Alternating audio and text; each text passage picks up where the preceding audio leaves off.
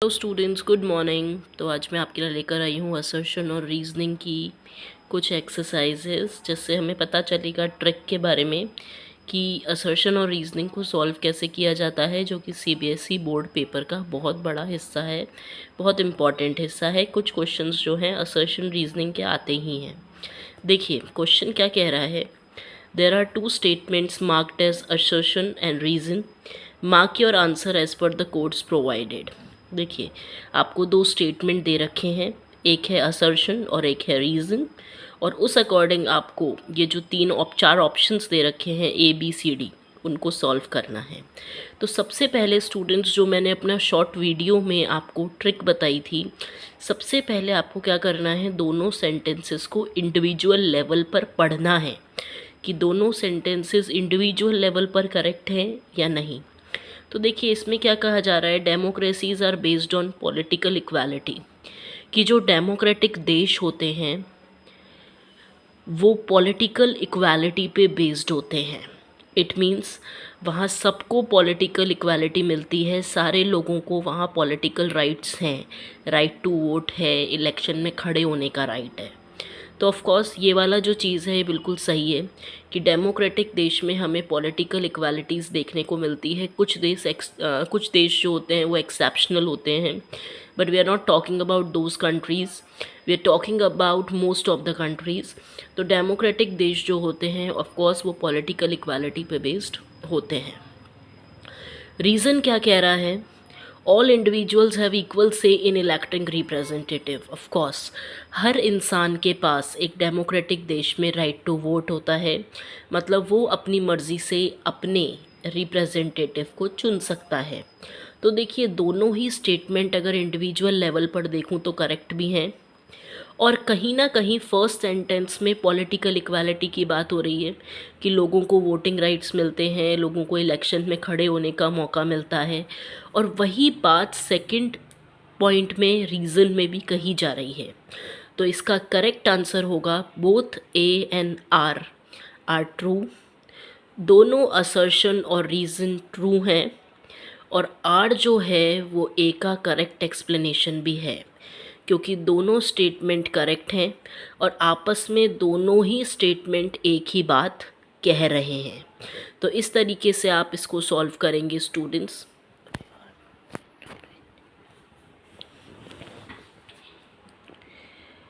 कि सबसे पहले आप इंडिविजुअल लेवल पर सब चीज़ पढ़ेंगे और उसके बाद अपना डिसीजन लेंगे।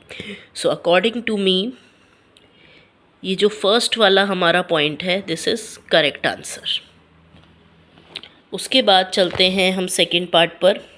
सेकंड पार्ट जो है, सेकंड क्वेश्चन, वो ये कह रहा है कि वेस्टर्न प्रिंटिंग टेक्निक और मैकेनिकल प्रेसेस जो हैं वो लेट 19th सेंचुरी में इंपोर्ट हुई थी, क्योंकि वेस्टर्न पावर्स ने अपना आउटपोस्ट चाइना में उस समय पर स्टैब्लिश किया था। तो देखिए ये बात बिल्कुल सही है कि वेस्टर्न प्रिंटिंग टेक्निक्स वगैरह जो थी, मैकेनिकल प्रिंटिंग वगैरह जो थी, वो लेट 19th सेंचुरी में आई है।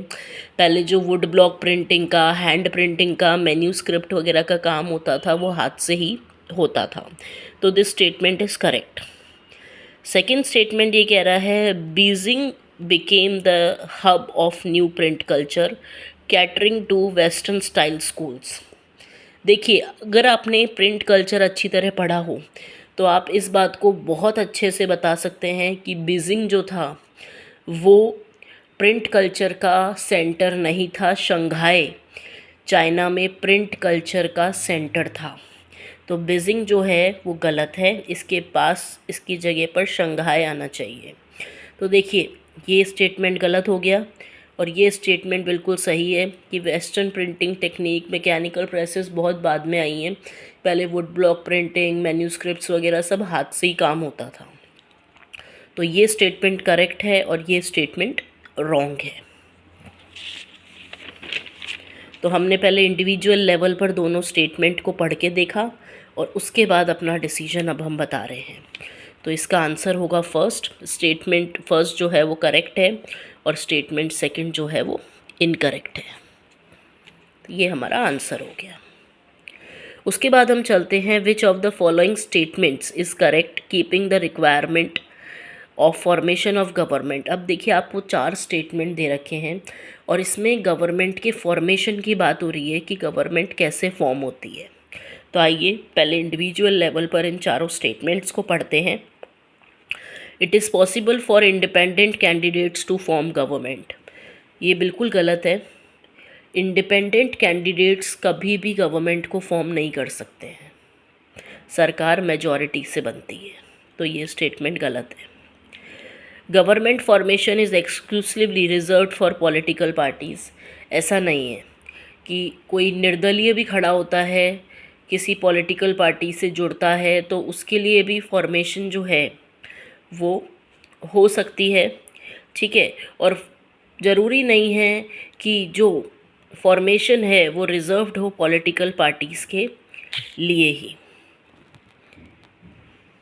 उसके बाद तो ये स्टेटमेंट जो है ये भी गलत है, ठीक है, कि पॉलिटिकल पार्टीज़ के लिए ही एक्सक्लूसिवली कोई फॉर्मेशन सरकार की ज़रूरी हो, वो ज़रूरी नहीं है।